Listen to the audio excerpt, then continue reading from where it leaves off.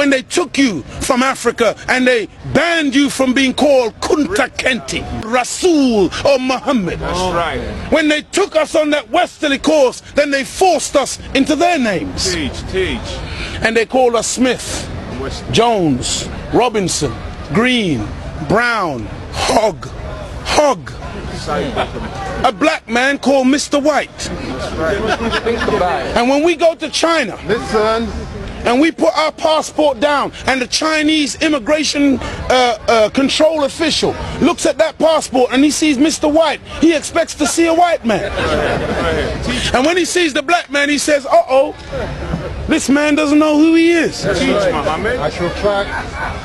But many of us as black people today, we're very foolish people. Because we don't understand why another man gives you his name. Because when he gives you his name, the giving of another's name denotes possession. It means he owns you.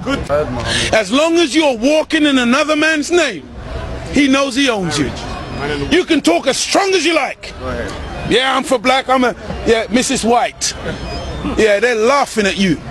Because they know that when you take another's name, that's why in marriage, in the tradition of marriage, the woman takes the man's surname. Go ahead. And leaves her maiden name, because that taking of the other's name denotes possession. In the event of divorce, you don't walk around with the other man's name. You now relinquish that name because you're no longer with that one. What brings about insecurity is when you have a false concept of yourself. And the false concept of self is white supremacy. They believe that they are better because they are white. And as a result, see, when a man has that kind of silly mentality, Hitler had the silly mentality that the white man, the Aryan, is superior. So then at the Olympics, Jesse Owens kicks up all the Aryans. Hitler is outraged. He's angry. The white man pushing white supremacy. That's why they would cut off our penis when they would lynch us. Penis envy. They're afraid of the black man because of our potency, because of our manliness. Because when you look at the black man, he's a real man. He's strong. So then they would have us as mandingos, fighting one another. That's why even today, they want to be the heavyweight champion of the world. They can't find a white man to do it. So they tried to turn a black man, Frank Bruno, into a white man. They called him the Great White Hope. They're desperate. We're not allowed to play golf. Why are we not allowed to play golf? Because we are inferior. We can't play the game. But let one black man into golf. Then all of a sudden there's a tiger in the woods. And he doesn't just play golf, he becomes the master. We're not allowed to play tennis. Let black people into tennis. We go straight to Wimbledon and win it in 1935. A black woman.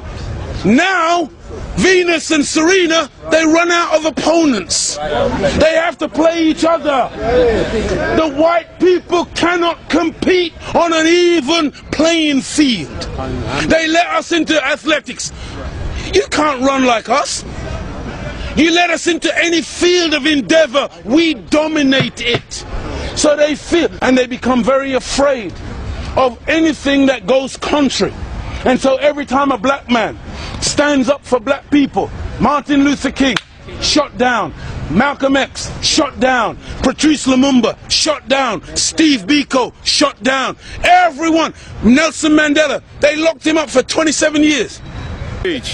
We can count back 400 years of the most brutal treatment. Look, they took my name, my language, my culture. They killed my mother, my father, denied me religion, disallowed me to read or write for over 300 years.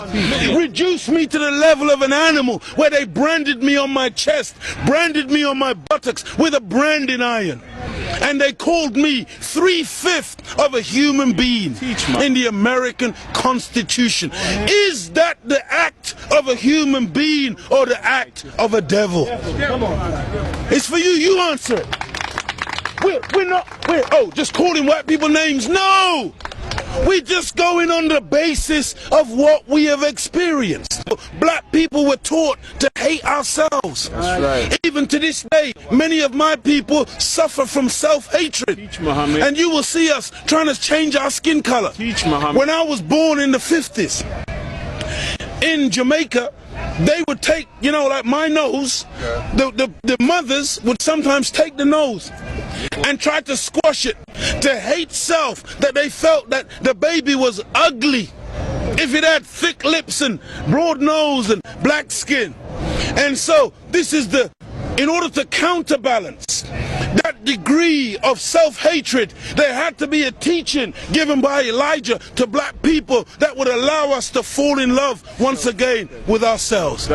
See, because look, I know you're a wise man, and so you must understand that I'm a baby in wisdom, but I'm not a fool. And he's saying here today that the Caucasian is in fact the oldest group on the planet. I beg to differ. Look, one of the most famous anthropologists is Professor Leakey. And when Professor Leakey went in search of the origin of human beings and human species, he didn't stop very long in Europe. He went to Africa. And the oldest bones and the oldest human beings to this day that you call Zinjanthropus, using the Latin meaning Zin and Xanthropus, meaning a black man, that oldest man, they say, is millions of years old. You went back and found one even older than that. You called her Lucy, a black woman. Go ahead. And every sensible historian, anthropologist today agrees that the black man is the father of human beings. Even your geneticist, Mr. Mendel. Go ahead. You have Mendel's law. Go ahead. Mendel says that light eyes are recessive, light skin is recessive. You can take the recessive, the dark skin is dominant, the dark eyes are dominant. You can take the recessive from the dominant, but you can't get the dominant from the recessive. This is Mendel's law. And so all of your scientists have proved that you can't look.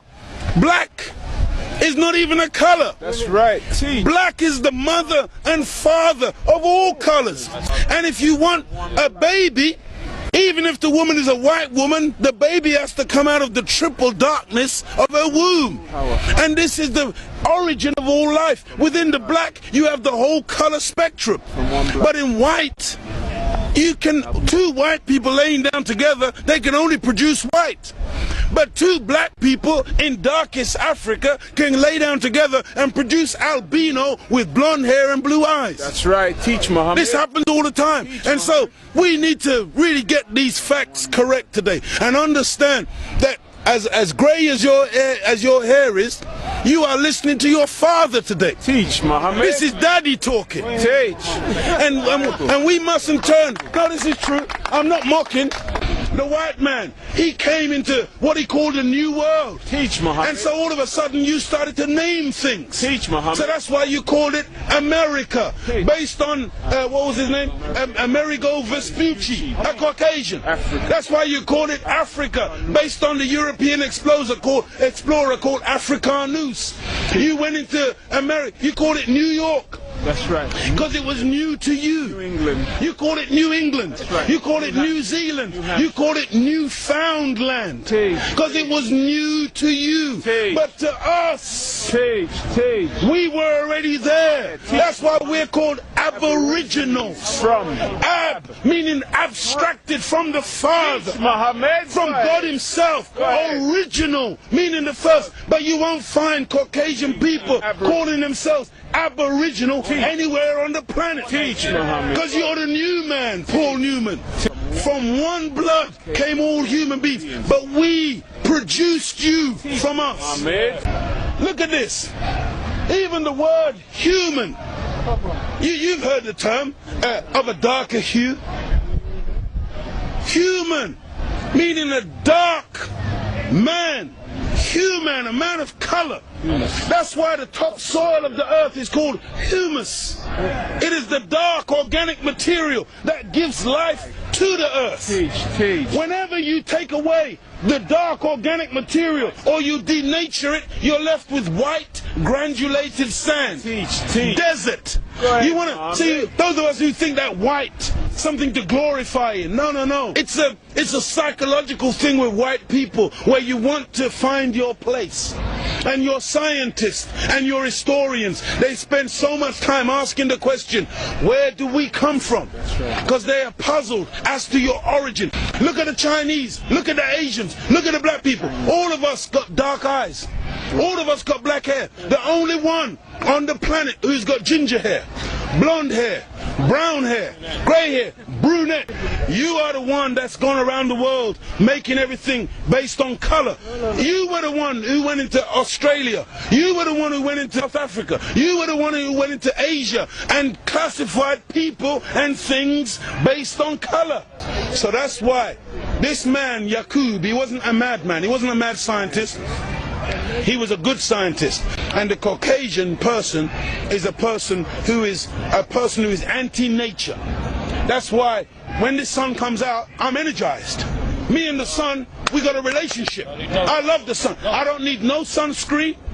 I don't get cancer from the sun. Me and the sun have got a good relationship. I love it and it loves me. But white people, you got to put sunblock on. You got to hide from the sun because now you might get a little melanoma. Part of me on you, that means you're dead.